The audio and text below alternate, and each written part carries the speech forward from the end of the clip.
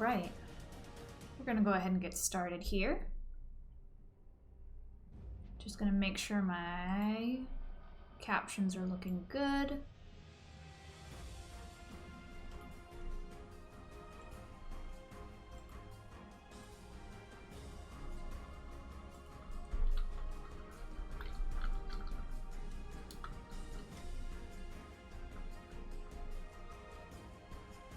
Alright, welcome back to Crusader Kings. We are continuing with the Ashina clan. I'm gonna go ahead and click play here to get us back into this save.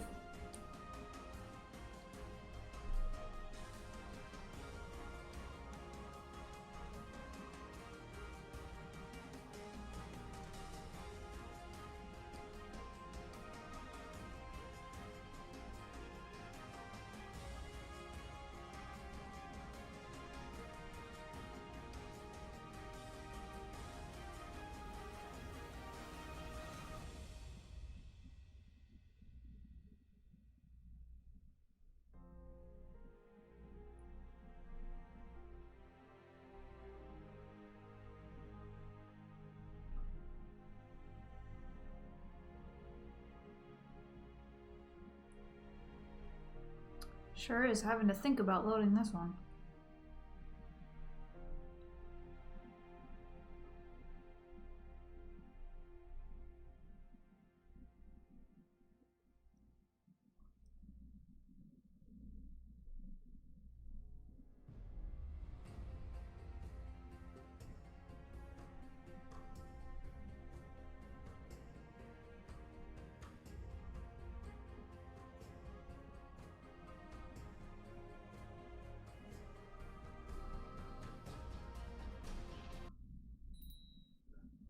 There we go.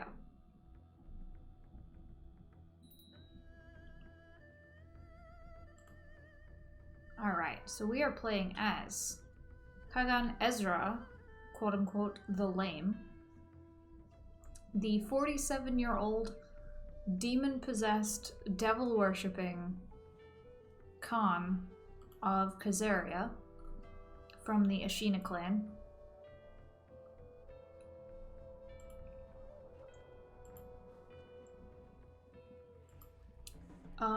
And last I remember, I don't know that we were doing anything particularly exciting. Let me find where our army is. Nowhere special. I think we had been raiding at one point, but aren't currently.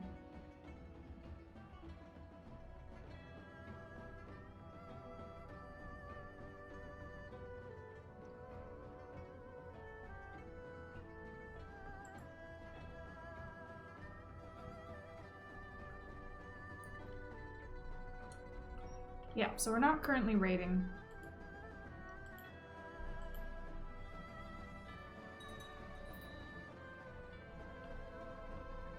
Somebody of something has accepted a peace offer. Oh, one of my vassal khans has just conquered some territory. Which actually has pushed our border further, so we can raid further into the area of Georgia. So our vassal clan, let me check on who it was. Bukhal, that's B-U-K-H-A-L. They are to our southwest. They're right on the north shore of the Black Sea. And he has just conquered some territory into Georgia across a mountain range that I'm seeing here. Which means that the territory that we used to raid in Georgia is now his, and we can raid further in. We just got a series of 3 betrothal proposals for my 12-year-old daughter. Leave her alone. I'll get her married someday.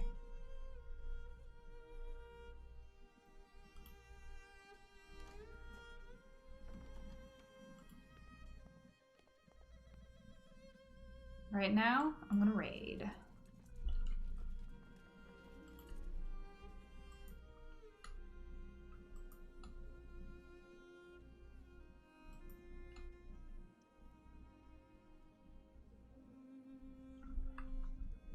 Although, frankly, while we're down here, it might actually be more in my interest to try and capture a province instead of just raiding it.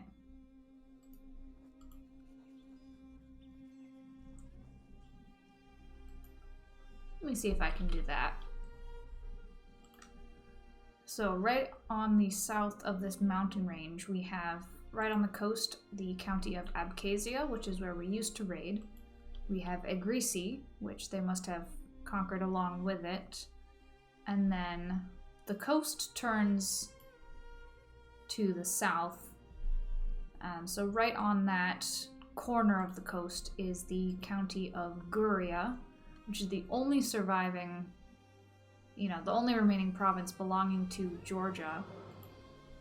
And then going away from the coast along the mountain range is Imeritia and Muchketa, which belong to the Sultan of Armenia, who I believe we have a non-aggression pact with. Or maybe not. He's married to one of our cousins, so I feel like it would be in poor form to attack him. I will instead try and take for myself this remaining province of Georgia. So I've gone ahead and sent a war declaration there. I'm going to switch my horde, my army here, from raiding mode to fighting mode, and I'm going to call in my vassal khans to see if they will help out.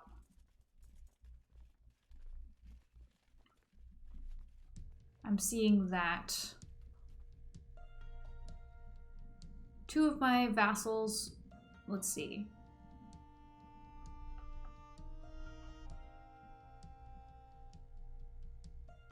Okay, so one of my vassals will likely accept with 2,700 troops. The other one will likely decline with 1,750 troops.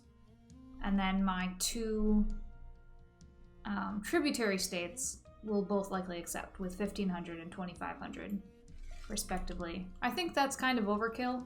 I don't think Georgia has that much strength to their name. But we'll call on them anyway. See if they feel like coming.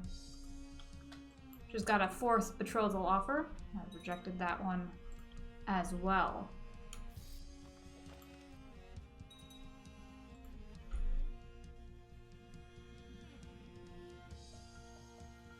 Alright, our army arrived in the county of Guria. Our 3,000 cavalry versus about 120 infantry, and they are being just absolutely destroyed. We'd killed every single one of them. 142 losses out of 142 troops. We lost 1. Brutal. Just that battle gave us 75% war favor. 5th marriage offer. Declined.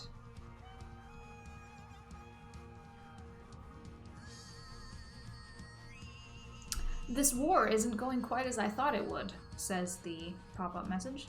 I lose more men per battle than I planned. Oh yeah? One? One was more than I planned? And the sieges are going on forever. More manpower and more siege weapons are what I need. Perhaps a friend could assist me with this. I have a friend somewhere else in the world.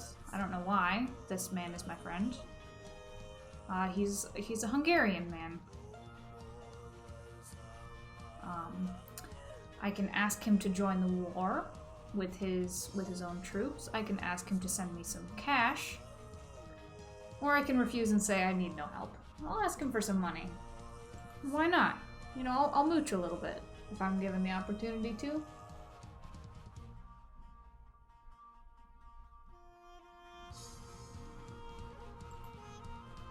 I've been trying to make friends with the woman who is the steward of my realm, Ipekel.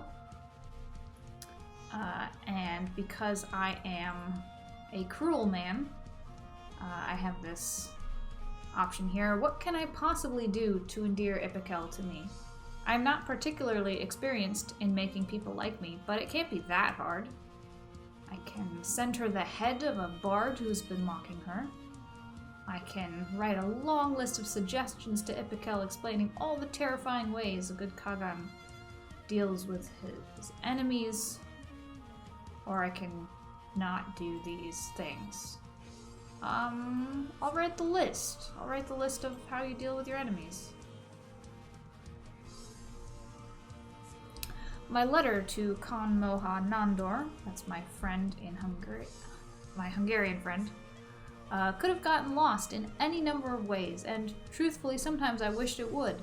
The shame of having to ask a friend for help gnawed at me until I got Khan Moha Nandor's response. He joined my war.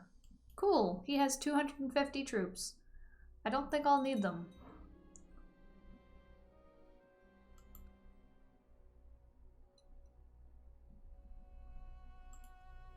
Ipikel seemed to have been put a bit off by my thoughtful present.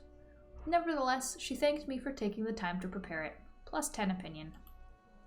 Her opinion of me is now at a grand total of 1 out of, positive 1 out of positive 100.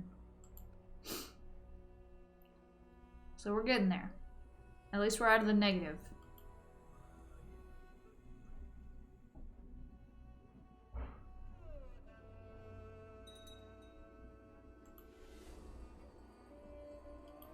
And I have successfully besieged the castle here in Guria, Georgia, which has taken the war score up to 100%, so I'm going to go ahead and enforce my demands. I gained the county. I also gained the city and the temple within it. 100 prestige, 50 piety, and 1% to the moral authority of the Tangri religion. Now, because we are nomads, I can't do anything with this temple. Well, I can do something with the temple. I can hand it off to a random AI ruler who will serve me. That's fine. However, I can't do anything with the city or this castle. So I'm going to choose to pillage them. While pillaging this holding, the revolt risk of the entire province will be increased significantly, but in exchange, you'll receive the following every 6 months until the holding is destroyed. Gain 50 gold, gain 5 random tech points, and destroy buildings within it. So I'm going to go ahead and pillage the city and the castle here, so that this province will become open grazing land for our horses.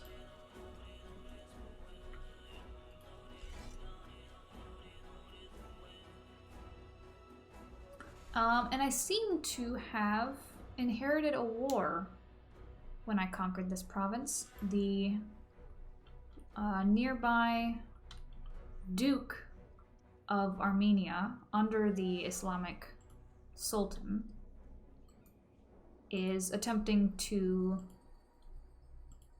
take this province because it belongs to the Duchy of Tao, T-A-O, which the Duke of Armenia also holds. He holds the Duchy of Armenia and the Duchy of Tao, and he wants this. And I'd say, no sir, I refuse. I just took this, and I intend to keep it.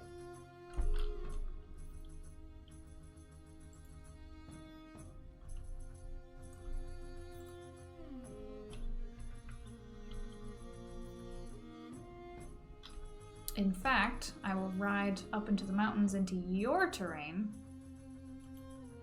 and pillage it just for the insults.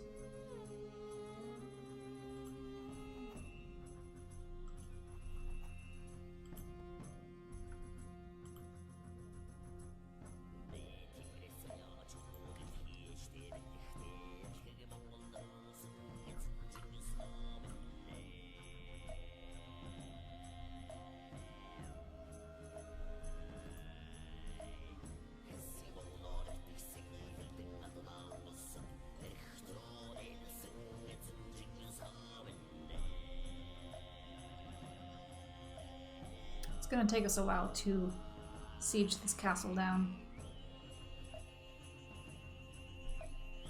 Based on their fort level and number of defenders, they're losing 7% morale every 12 in-game days.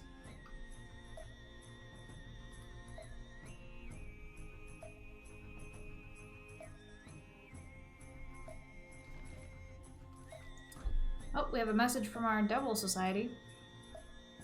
Erlik's favors, Hordan Ezra. The great and mighty Erlik has given us so much, and now it is time for us to offer them a gift in return. Erlik craves a soul to serve them in their dark realm, and we have the perfect kind in mind. Capture and sacrifice a dwarf. Glory to the god of death, signed Black Khan Omertag.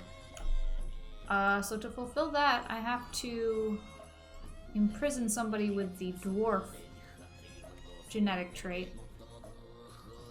And then sacrifice them. So that may never happen.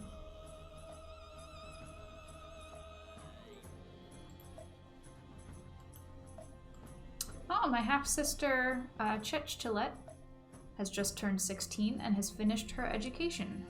She was studying intrigue and has excelled in her studies, 3 out of 4 stars.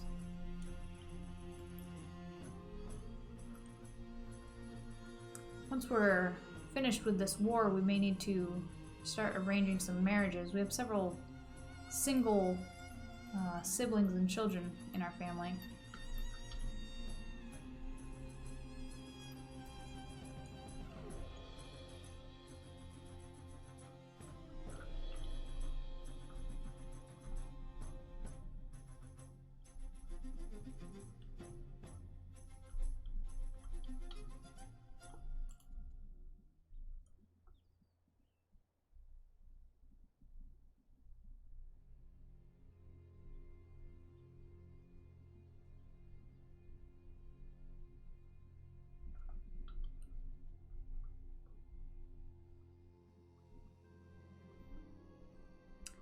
My court physician, Shaman Dukum, fellow devil worshipper, fellow possessed individual, has shared some of his latest ideas with me.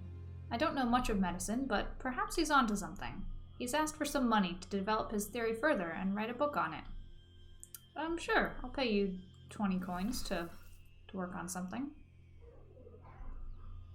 Speaking of coins, I have 750 of them, so I should invest in an upgrade for my home province. Let's see. There are many things I could build here.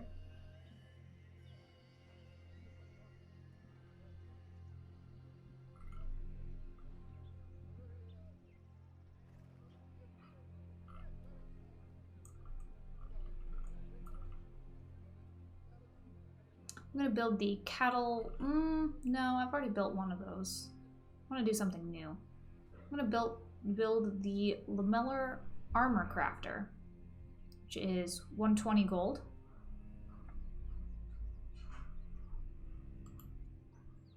And that will give a 5% defense bonus to all of our troops.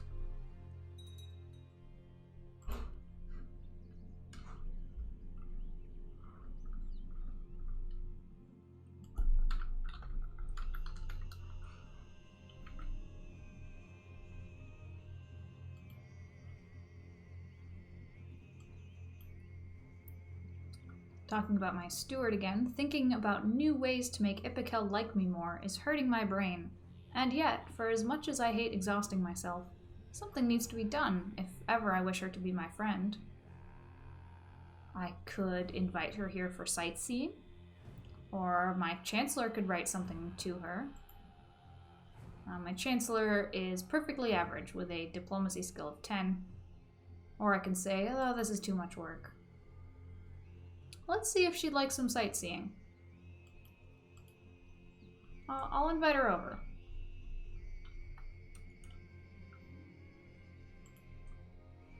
Ipikel was glad of my thoughtful gesture. I think I've earned myself a good rest after all the hard work I've had to put myself through. The things I do for friendship. Her opinion increases by 10.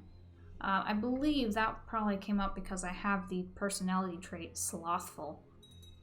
In fact, I have 5 of the 7 Catholic vices. I have gluttony, I have lust, I have sloth, I have wrath, and I have pride.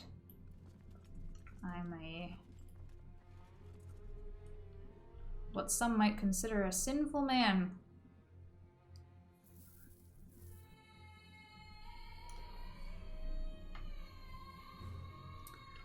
The world is a dangerous place, and devious plots are everywhere. Rumors have reached you that people are conspiring to kill your son, Obadiah. This is worrying. Obadiah is my current heir. He is 32 years old. He has a 4-star education and the commander trait aggressive. So he is very experienced in the military. He is also dull and ambitious.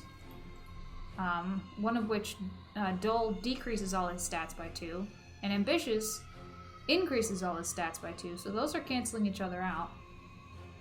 He's also wroth, like me, and he is trusting. So that's alright. He's also married and has 1 daughter, Lerka, L-A umlaut, R-K-K-A, who was born strong, and she is 4 years old. Down here in Georgia, I'm still, well, Armenia, I guess. I am still besieging the county of the person who was trying to take my newly conquered county back away from me. However, a provincial revolt arose in Guria, the county that I just took, and so now the revolt is fighting the Armenians while I'm standing next door, just watching. I'll let them fight it out, and I'll fight whoever's left afterwards. It looks like the revolt is winning over the Armenians. So I will head over while the revolt is still reeling from that battle, picking up their morale, and I will try and clean up after that.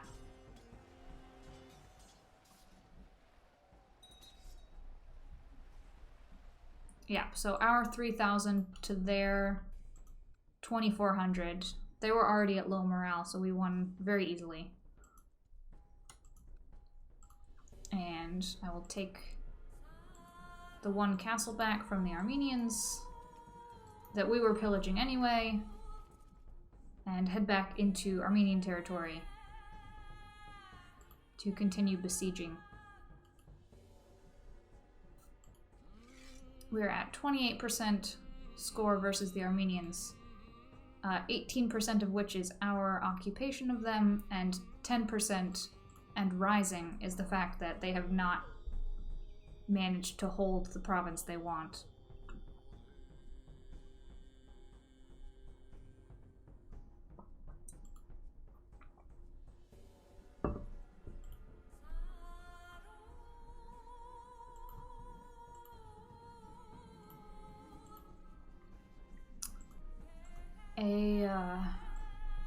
A Coptic Islamic preacher, Rofail, R-O-U-F-A-I-L, has arrived. A preacher in the service of Khagan Bulan of Alania. That's my tributary.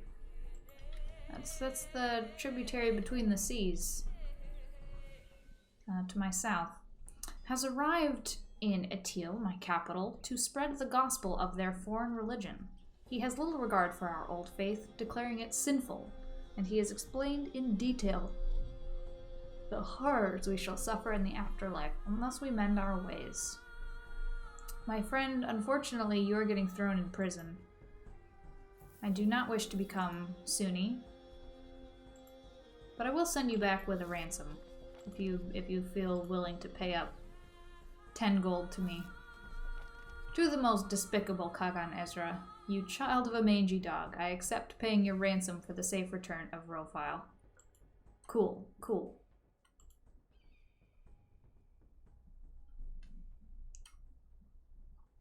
The Armenians have returned. They are sitting in my province. I'm gonna finish besieging their church and then go after them.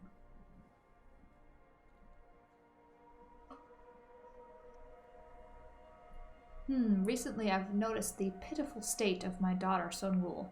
She's 10 years old. I've just been informed that the cause of her aches and fatigue is a case of the flu. Call for my court physician at once.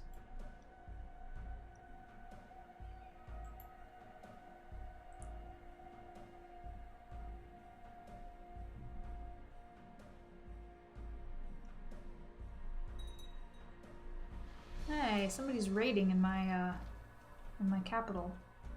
And it is September of the year 800, and a world announcement has come out. It is the start of the Viking Age. The centralization of power in Scandinavia, along with a rapid population expansion, has begun to drive its denizens to look beyond the home shores in earnest. New developments in shipbuilding, an adventurous spirit, and a fearless belief in the gods are now taking Norse seafarers across the seas towards distant lands. They arrive as traders, raiders, and conquerors, and they call themselves Vikings. From the fury of the Northmen deliver us. The Viking Age begins. Norse counties receive shipyards and increased shipbuilding technology. Characters of Germanic religion now get new war casus bellis. New reasons to declare war, including the most well-known being the prepared invasion, where a small Norse realm can sort of build up a much larger army than it would normally be able to field, taking a couple of years to do so, and then unleashing that large built-up army onto an unsuspecting kingdom.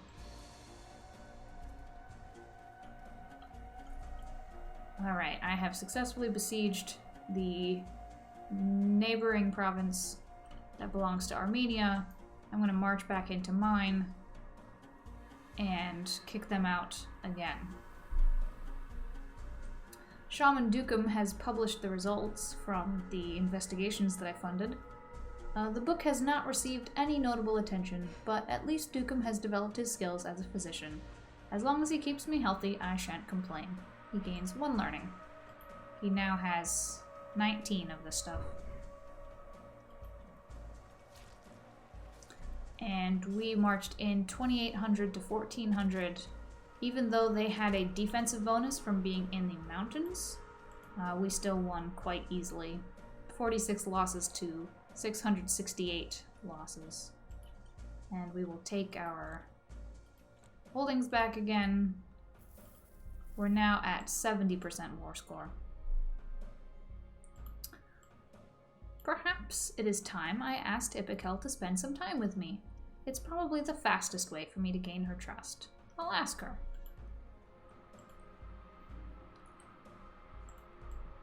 Your horde has looted, ravaged, pillaged, and plundered Guria to such a degree that a holding in the county has been completely devastated. All that's left is a smattering of rubble among our new grazing lands. Our horses will surely like it here. The castle there has been completely destroyed. Ipikel was happy to oblige me. Now that I have some time to spend with her, I'm confident that I can convince her of how alike we are and that she stands only to gain from our friendship. So we'll be spending some time together. Oh, I tried my best to be conciliatory with Ipikel, but we simply couldn't come to an agreement about the smell of old tomes and the strictness of our respective childhood tutors. No, you are wrong, I say. Khagan, Ezra, and Ipikel both have their opinions change by -50.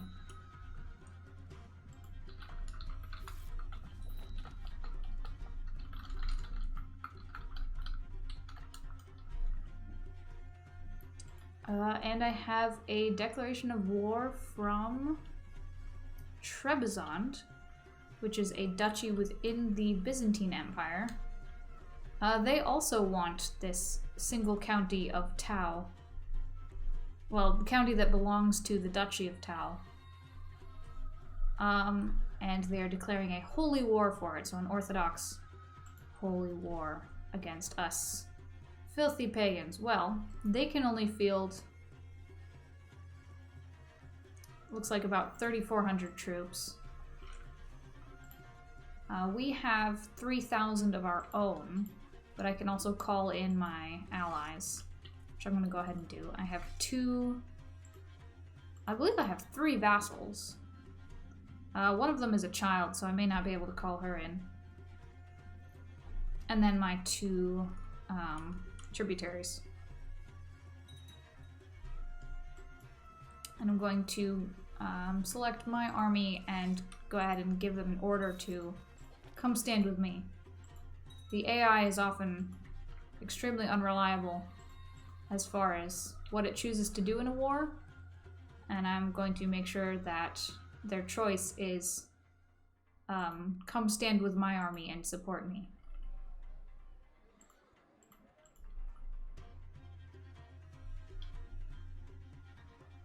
Oh gosh, they now have 5,000 troops. They hired a bunch of mercenaries. It's a good thing my allies are on the way.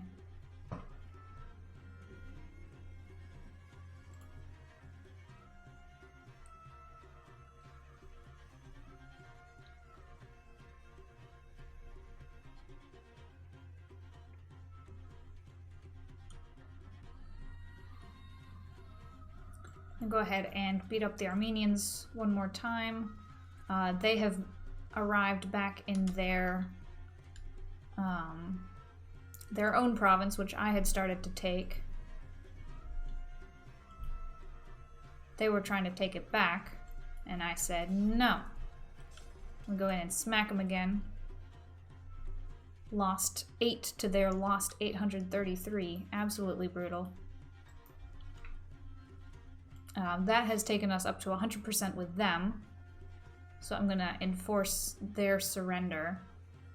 He loses 200 prestige, pays me 228 gold in reparations, and I gain 96 prestige from the effort. Now me and my allies are heading back to Guria, where we will be fighting the Greek Trebizonds. They managed to sneak in there while we were away. And even with them having a defensive bonus in the mountains, we are beating them quite easily. 234 losses for us, 1,800 losses for them. And we managed to capture the Duke himself during the battle, which means it's an automatic 100% for us. Because we have him prisoner. Like, my dude. Surrender now. His name is Antiochus. He has short, curly black hair, very severe eyebrows, some stress lines around his eyes. He's only 33. Poor guy. And with his surrender, he has to pay us 528 gold. Loses piety, loses prestige. We gain piety and prestige. And the Orthodox religion goes down in authority for 20 years, and ours goes up for 20 years. Don't lose holy wars, y'all.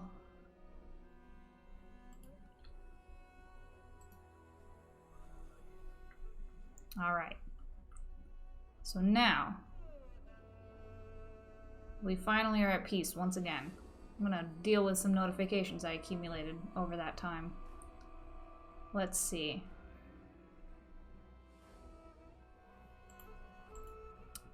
My 7-year-old son, Kisa, is ready for his childhood education. I'm going to educate him in etiquette.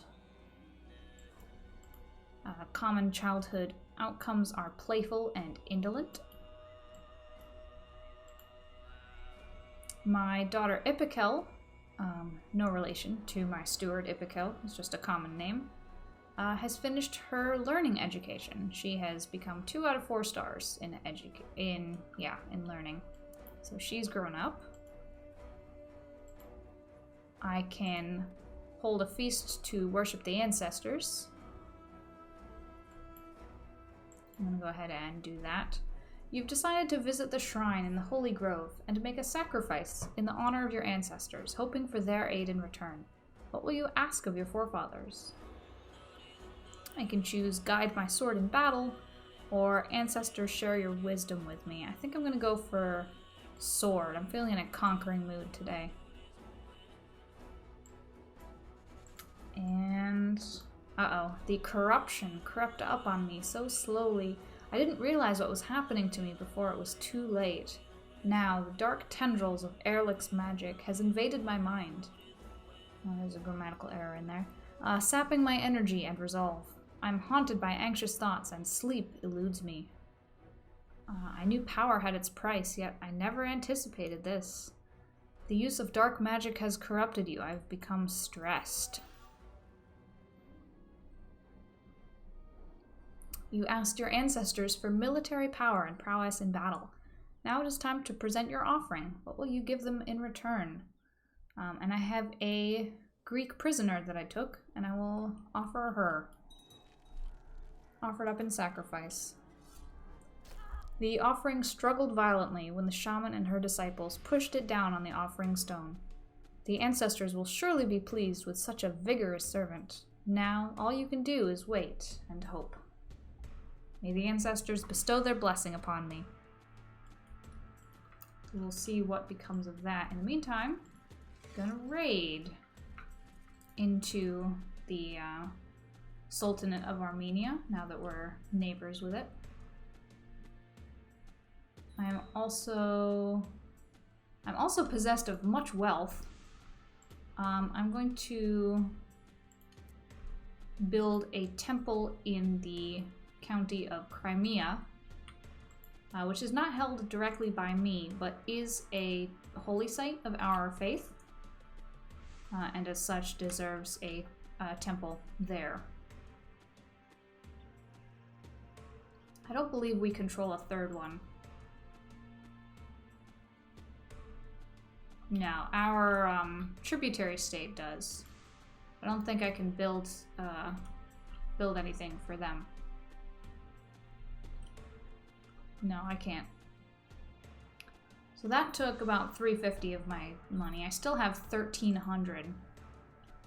Oh, my granddaughter Lerka just turned 6. She's ready for her childhood focus. I'm going to give her struggle. Lerka is very loosely tutored, chiefly being left to her own devices and competing with other children. Common trait outcomes are rowdy and willful. I've definitely got my eye on her to be my heir after, after my son. Definitely her. She is a strong and promising child.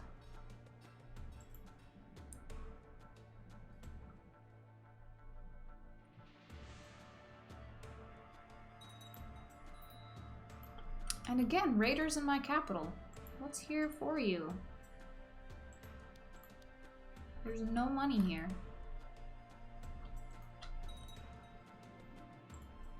I've randomly lost the trait lustful. Okay.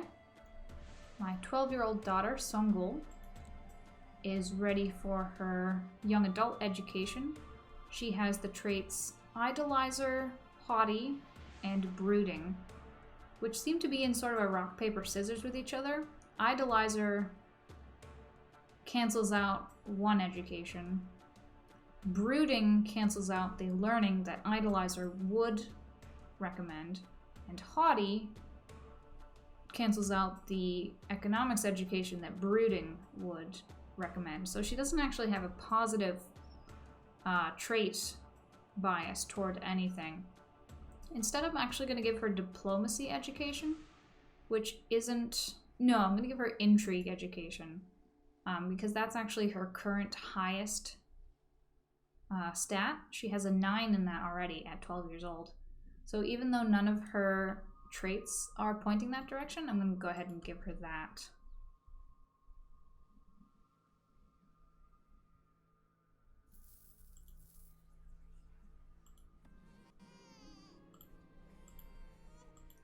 I have a second grandchild. The younger brother of Lerka is Barsbeck. I've decided to rename him because his first name was Simsam. I don't want to say that all the time. I'm sure it's a perfectly fine name, but I don't want to say Simsam for the next, 40 years. So I'm going to name him Barsbeck instead. That was the second random name that came up. And he has been born ugly. This character has a face that brings a tear to the eye. Poor thing. I was just about to leave my horse Lightning by the watering hole when my vassal Khan Chot of the Bukal clan, his horse reached out and bit him. I can either have Chot's horse killed in retribution, which lowers his opinion of me, or move to a different watering hole, which costs a bit of prestige, but I don't want to piss off my guy.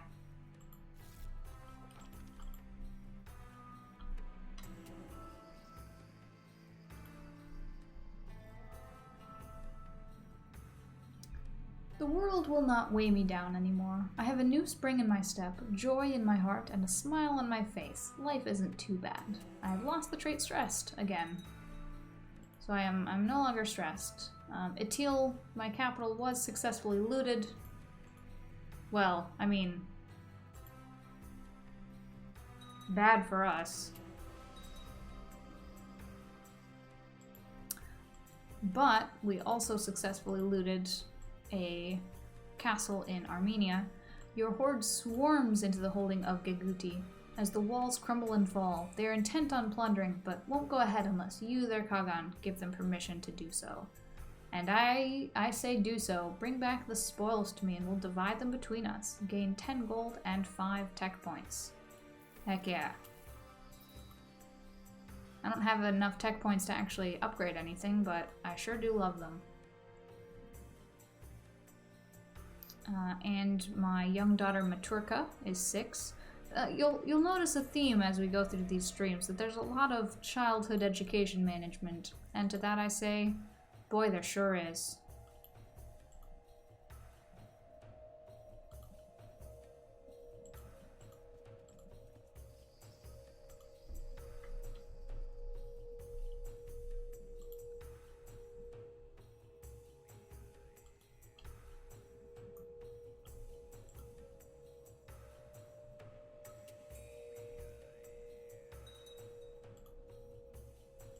We looted the town in that same province and got another 60 gold or so out of that.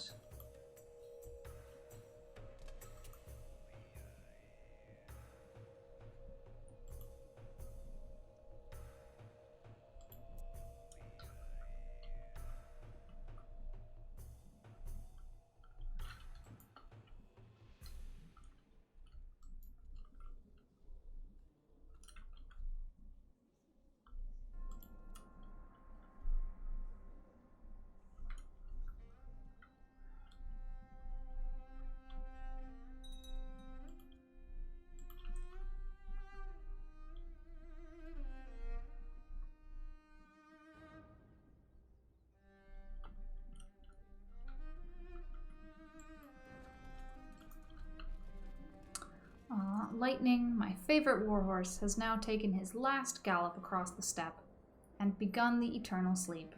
It's time to take your farewell of an old friend that has served you well. Goodbye, old friend.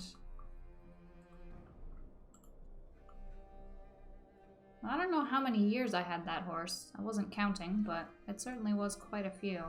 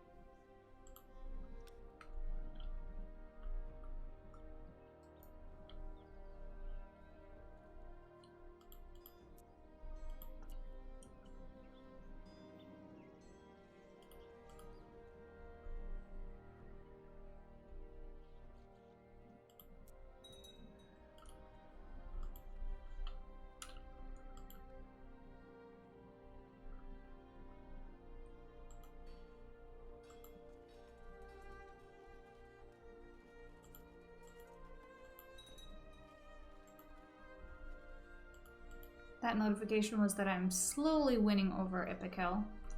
Although our extremely failed attempt at getting together has set us back to a -32, which is not great.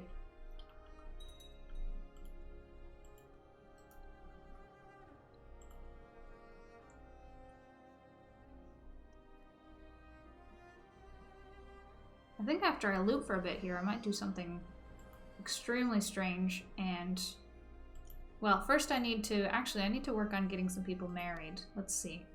I'm gonna go in the character finder, search for my dynasty. Married equals no. And see who the oldest person in our dynasty who is unmarried is. It is our uncle, technically, Bihar, who is 31. Let's see. Actually, let me go in reverse priority here. Let me start with my own daughter, Ipikel, who is 17. She is the youngest adult member of our dynasty who is unmarried. And I'm going to look for a matrilineal match for her. The second top recommendation is actually her own great uncle, which is yikes. We have some Uyghur and Kyrgyz kids recommended. Someone from the Pechenegs. Another of her own cousins.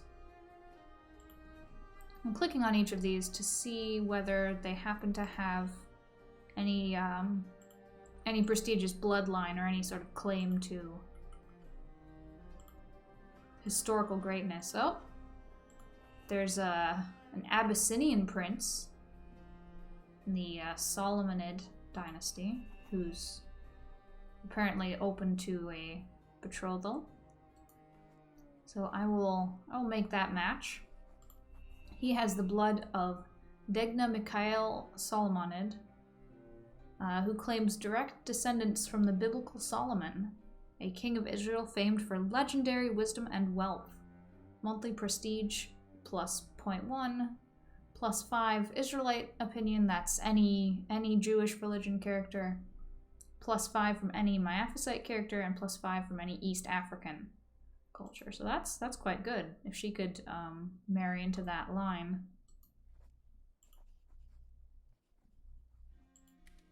That'd be great for her. Now I've lost the thing, of course. Solomonid. Alright, I'm going to propose this betrothal. So he is 14. He has the adult trait ambitious, as well as the childhood traits haughty and rowdy. So he'll be a rowdy boy. Back to my search. Then I have my half-sister, Chechtalet, who's 19. I'll look for a matrilineal match for her. And this is going to be the same list of results, probably.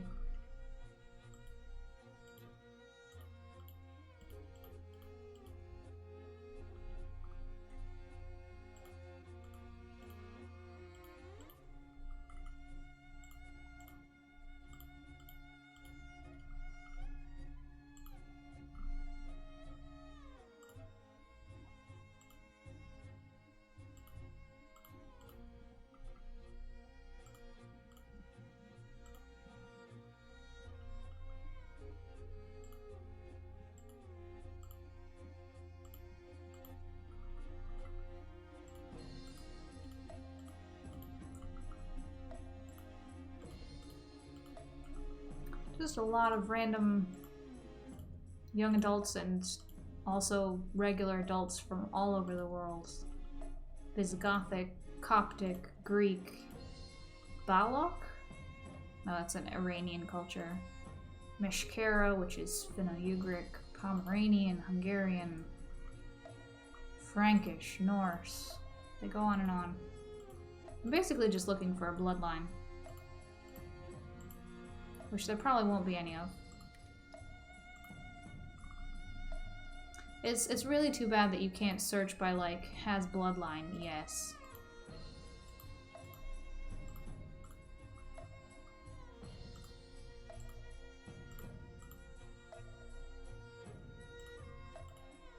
Although I suppose that's not really how the real world works either.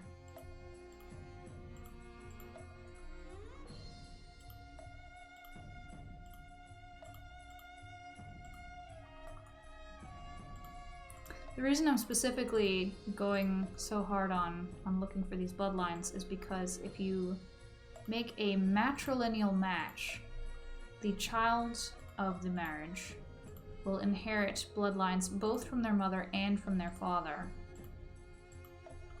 which makes it ideal for sort of combining streams, as it were. Because we have a bloodline, the Ashina clan has a historical bloodline. And I just made a match with Abyssinia, so I'll get the Solomon bloodline in my family.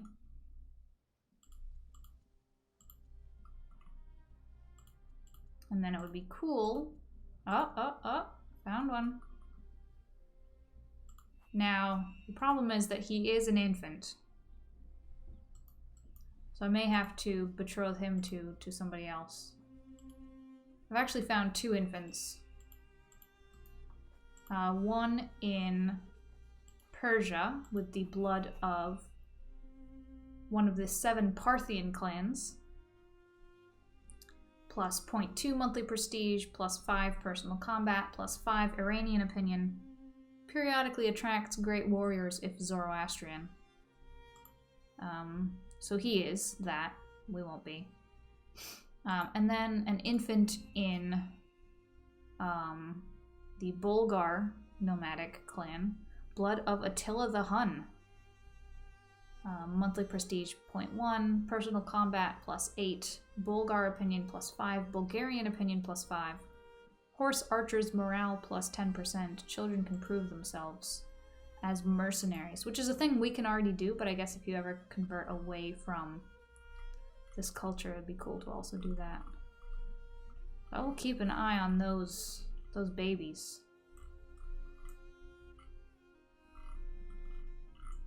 I just lost my place in this list. It's endless. There are so many infants.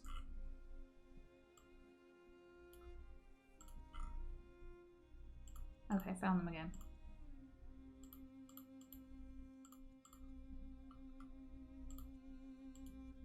Oh, there's a 3-year-old who also has the bloodline.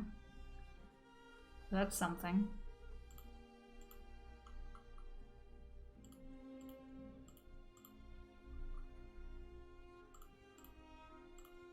Oh, there's a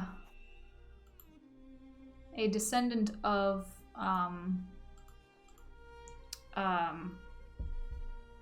Charlemagne available to be married, so that's wild. He's 8.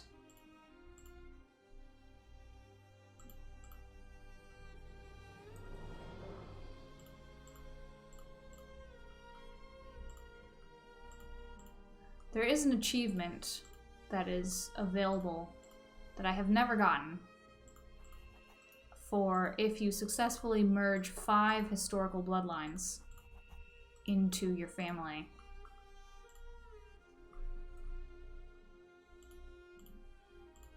Which takes a lot of finagling, especially with these matrilineal marriages.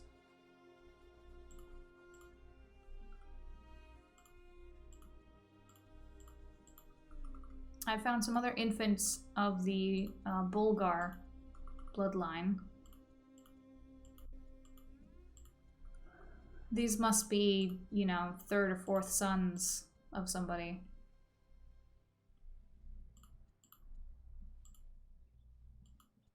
For context, I'm about halfway through this list. Oh, found another Zoroastrian bloodline available to be married into.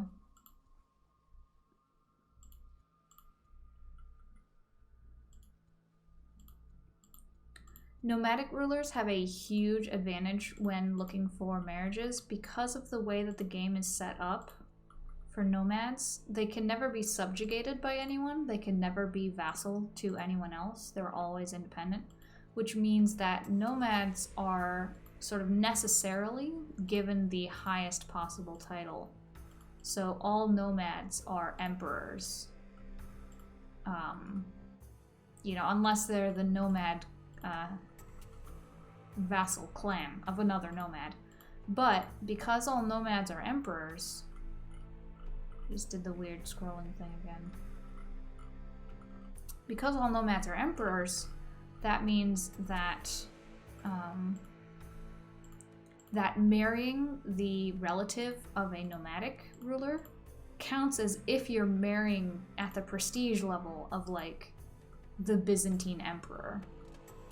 You know, it's equivalent in prestige gain. So everyone, you know, is putting themselves as available for marriage to, you know, basically the relative of an emperor. Okay, so I'm going to find little Lerka, who is 7, and set up a matrilineal betrothal for her with one of these kids I just identified.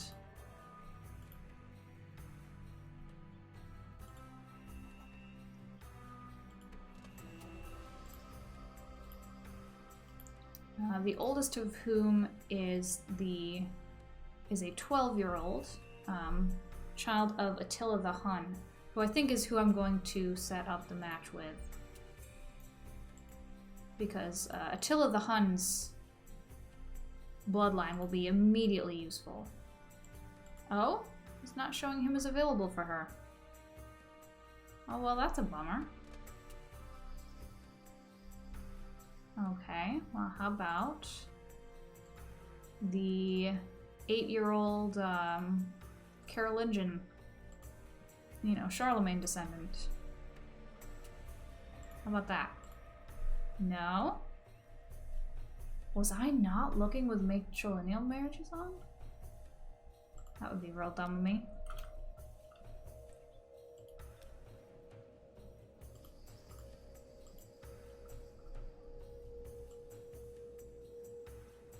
Maybe not. I don't know. Or maybe they're willing to marry my sister but not my granddaughter? Let me try with her.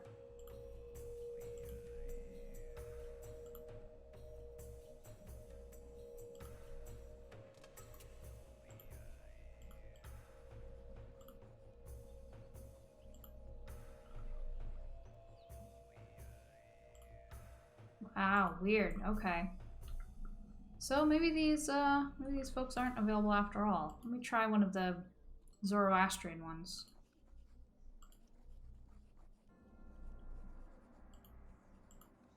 No.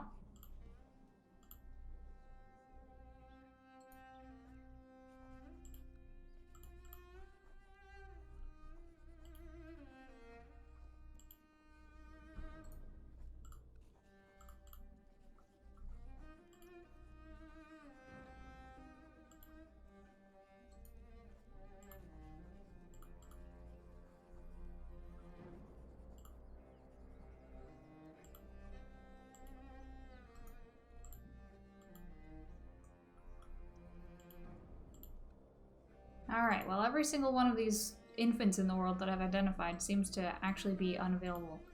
So that was a mistake on my part, it seems like. Oh, nope, found one. So there's an infant of the Bulgarian bloodline that is, I guess, not an heir to anything. So I will betroth him to 7-year-old Lerka.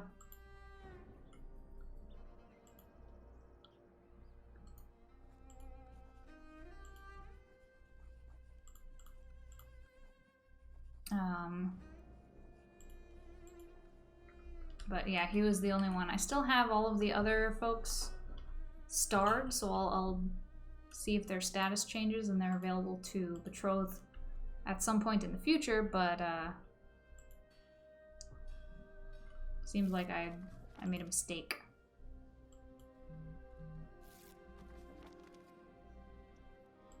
But I have successfully betrothed into the line of the Abyssinian prince and the Bulgarian bloodline. So that's actually quite good for a first effort at getting a bloodline.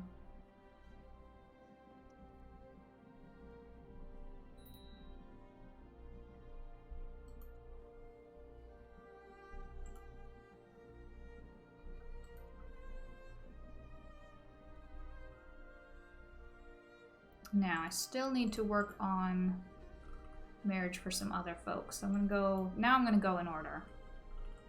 Now that I've looked at bloodline and stuff. So my uncle Bihar, who is 31, needs a wife. I'm gonna pick for him a courtier in our vassal Bukal. She is 19. And I'll arrange that. I'll have to ask my vassal Khan for approval. He says, yes, my liege, blessings upon you and your house. I accept your suggestion that Bihar and Gundis get married. I can't see what they think of each other, but I hope it's a good match. I can only see what they each think of me. And I have my other uncle Kundach, who is 26.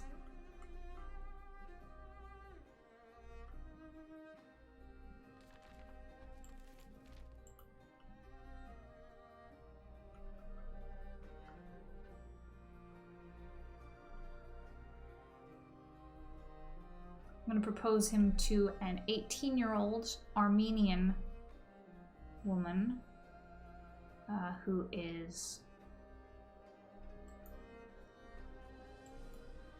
not directly related to the King of Armenia near us, so I don't think it will result in any sort of non-aggression nonsense. A message about my cult. Songs of anguish. My nights are plagued by terrible nightmares featuring the vile chieftess Savtilek of Yarkali, my rival sister in disease. She howls and roars at me to the tune of infernal bagpipes, while Karahan looks on, bellowing with laughter. I am sure that Erlich is sending me these dreams for a reason. I must prove myself worthy, or be discarded as a weakling. Such is the way of the Plaguebringers. I can choose to invite her over for some fun, or say, no, dreams are meaningless nonsense. I'm gonna say it's nonsense, because she's fine. She's a good military commander. I'm looking at her here. She's 28. She only holds a single tribe. She's not even, like, powerful. She has some anger issues. It looks like she is wroth, but so are we. So, no. She's a better person than us, and I'm not going to murder her. The Azerbaijani ruler that we reached out to says, yes, to the most excellent Khagan Ezra, may you live in harmony and contentment. I accept your suggestion that Kundach and her name is Srpouhi, S-R-P-O-U-H-I, get married. All right. So there's my uncles. My half-sister, Chechtalet, who is 20. Oh, the temple I was building in Crimea is done. Time to go assign somebody to that.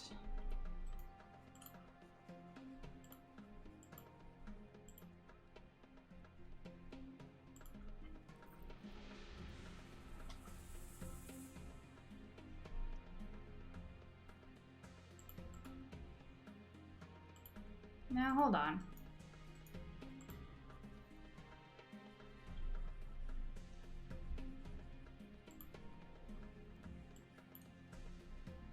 Somehow it assigned a feudal ruler.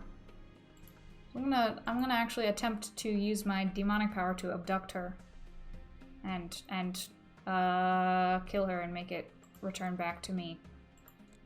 Because feudal rulers can't hold churches. That's weird. It's weird that that happened.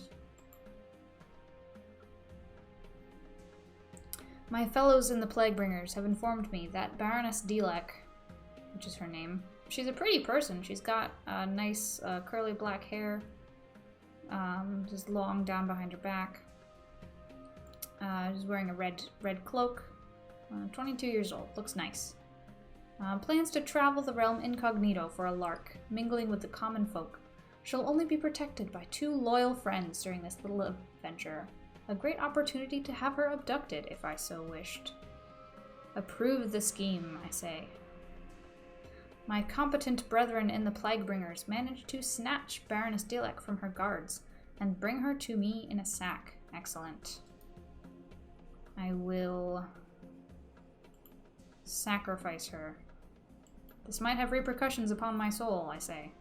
Yes, I know. Dressed in a white gown, Dilek screams hysterically as she is bound to the stake emerging from the piled firewood. Frenzied black shamans scream praise to Erlich as you approach with your blazing torch held high. At the appointed hour, you throw the torch into the oil-soaked wood. The fire roars to life, and suddenly Dilek's earlier screams seem quiet in comparison. A virgin for Erlich.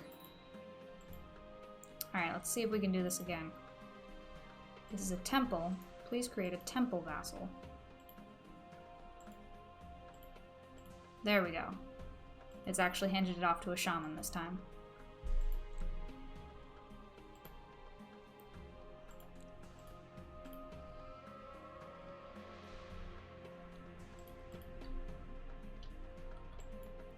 Alright, time to look at some more unmarried relatives. So it's my half-sister Chechtulet who we need to marry, and I will give her, again, a matrilineal marriage to keep it in the family. I'll marry her to... there's a 15-year-old Manichaean, Kyrgyz young man named Oglan, who is diligent, zealous, and has the child trait haughty. There's also an Alan who would be closer to us, who's diligent, humble, and a good military commander. And he's 20 years old, like her, so I'm gonna propose to him instead. That's actually to our neighbor, Alania. To the raffish rogue Ezra. Your wisdom and mercy are legendary. I've decided to accept your suggestion that Chechtulet and Hudan, that's his courtier's name, get married. All children of the Union will be of her dynasty. Perfect. I'm upgrading my capital some more. I'm going to build the building cryptically known as Wrestling, which gives a 3% morale boost to all my armies. So that's something. And I've just noticed that there's a revolt going on in the Byzantine Empire. So I may have a chance, not now because they're still very powerful, but soon, maybe next time, we can go to war against the Byzantines. That would be extremely fun.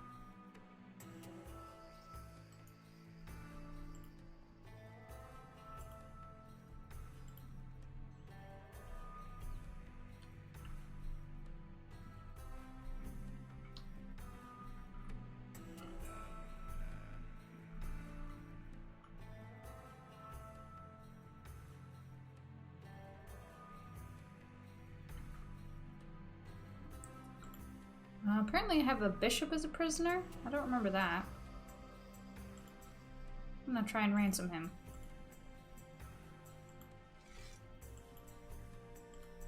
That'll be 25 gold, sir. Please pay your way out of my dungeon.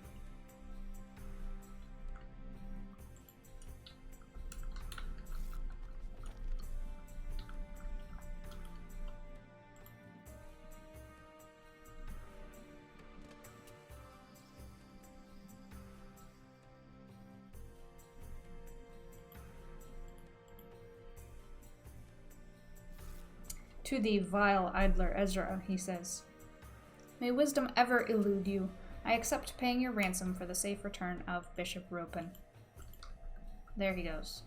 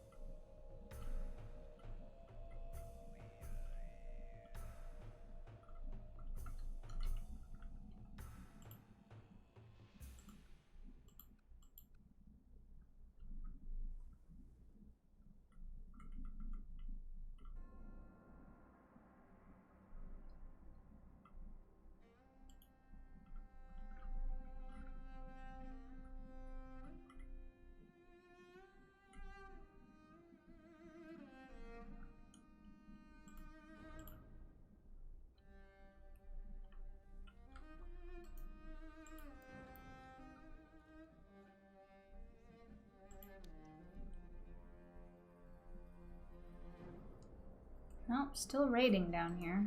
Still bringing in quite a bit of money. Just got 35 gold from a castle. It looks like I just had a couple of refugees arrive at my court. Sometimes random individuals who've been displaced by conquest or things happening elsewhere in the world will just choose a random court to go to, and I appear to have acquired a couple of them. I didn't look at them too closely, but that's cool.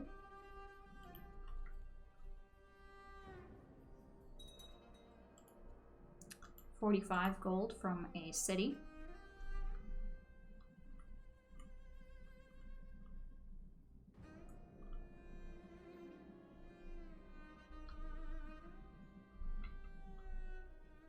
Young Tura, my vassal Khan, has finished her education in the ways of war. I notice with pride that she's attained nothing less than a masterful level of knowledge.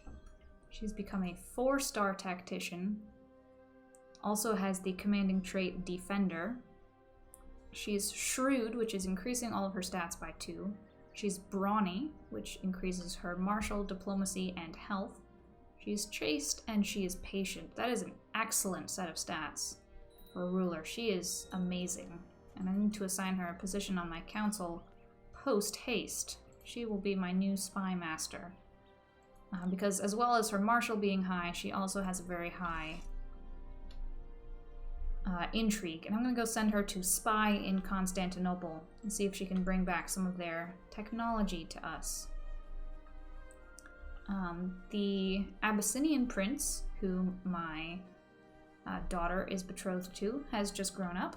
So the Abyssinian king has sent me a marriage proposal to honor that betrothal. To the great Khagan Ezra, peace be with you. We propose that Prince Obai of Abyssinia and Ipikel Ashina marry.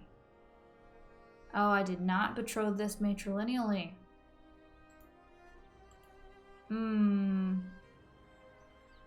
Oh, do I go through with it?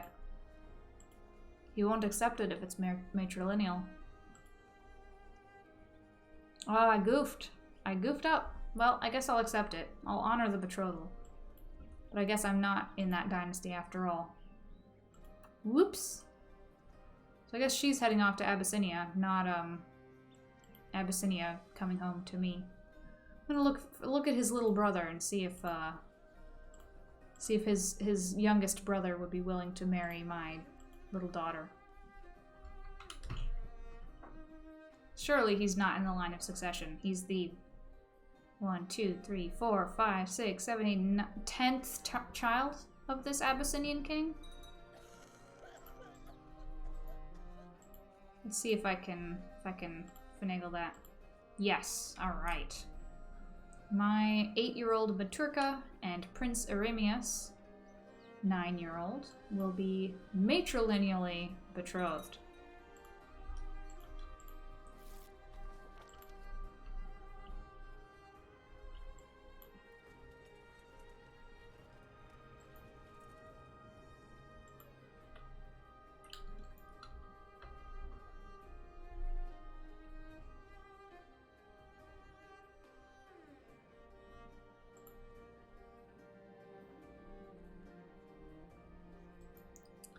A preacher from the nearby Sunni Armenia has come. Mahmud, a preacher in the service of Sultan Idris, has arrived in Itil to spread the gospel of their foreign religion. Little regard for our old faith, etc., etc. You're going in my dungeon, friend.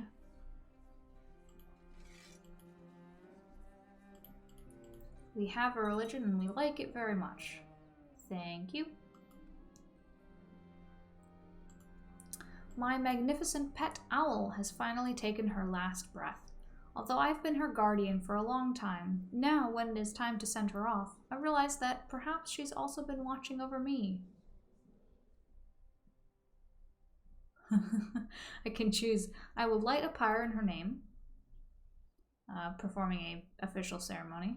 She was family and she'll be buried next to my ancestors, having her name engraved on a rock.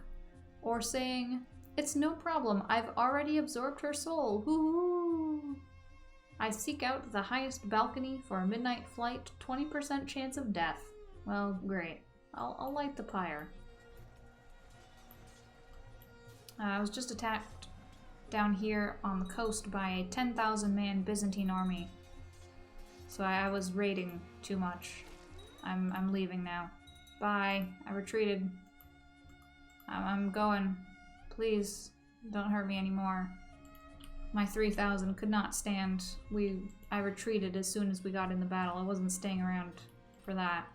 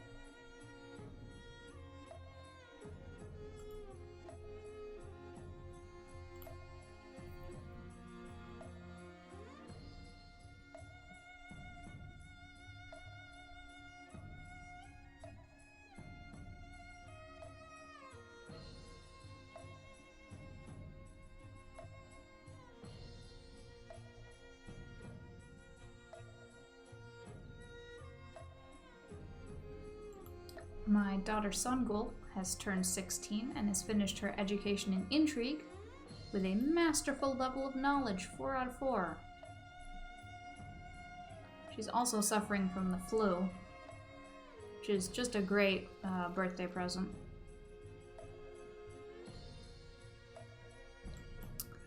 A grand summoning.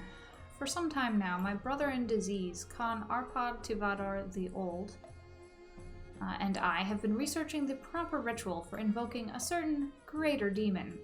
A few weeks back, our kin managed to procure an ancient clay tablet with the missing incantation.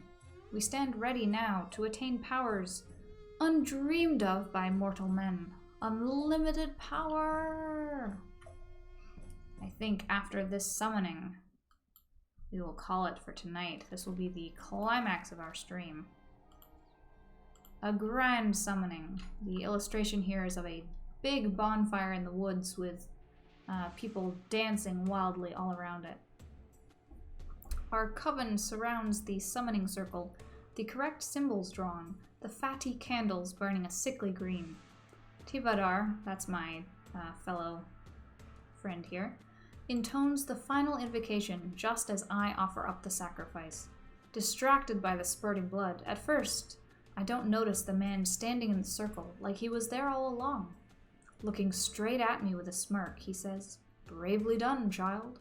You have no understanding of the forces you are meddling with, but I did find your sacrifice pleasing. Quid pro quo, name your desire, boy." Great Lord, I seek power.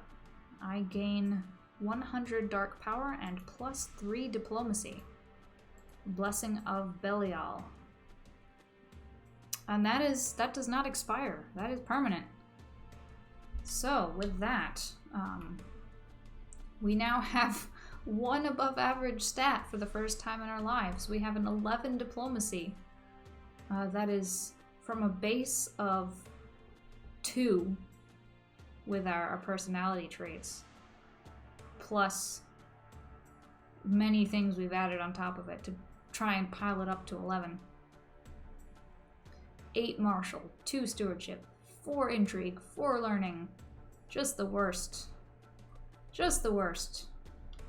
And that, with our troops raiding in the mountains of Armenia, the Byzantines having a war to the south, the Armenians having a war to the south.